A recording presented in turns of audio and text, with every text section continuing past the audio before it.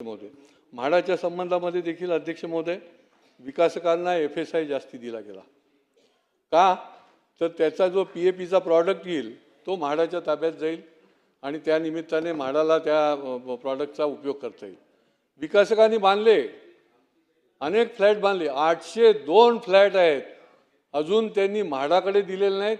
म्हाडाला पण काही चिंता नाही, महापालिकेला का पण चिंता नाही.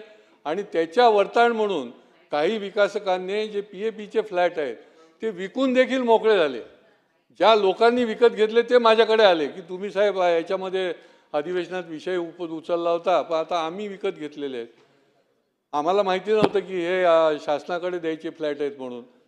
विकासकावर, एका विकासकावर फक्त अध्यक्ष महोदय गुन्हा दाखल केला आहे, फक्त गुन्हा दाखल केला आहे, बाकी त्याच्यावर कुठलीही ॲक्शन करायला केलेली नाही.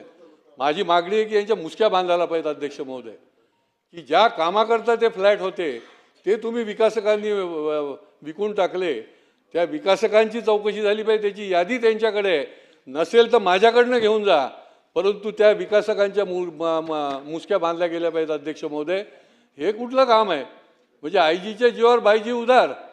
तुम्हाला जास्ती जो FSI दिला तो कशाकरता दिला, त्याचा उपयोग तुम्ही तुमच्याकरताच घेतला आणि म्हाडा आणि महापालिका पण गप्प बसते अध्यक्ष महोदय. महापालिकेने तर खरं गुन्हे दाखल करायला पाहिजेत. फक्त एक गुन्हा दाखल झालेला आहे कासारवडोली पोलीस स्टेशनवर, तो गुन्हा देखील असाच करायला घेतलेला आहे, त्याच्याही पुढे काही पाठपुरावा केला गेलेला नाही अध्यक्ष महोदय. आणि त्याच्यामुळे माझी मागणी आहे की याची चौकशी झाली पाहिजे आणि हे काम जे आहे, जे फ्लॅट आहेत ते म्हाडाकडे परत मिळण्याकरता प्रयत्न झाले पाहिजेत. आणि ज्या विकासकांनी अशा पद्धतीने काम केलेलं आहे त्यांना देखील त्यांच्यावर सर्वांवर गुन्हे दाखल झाले पाहिजेत अध्यक्ष महोदय, की जेणेकरून त्यांना त्यांच्यावर एक जरब बसली पाहिजे अध्यक्ष महोदय.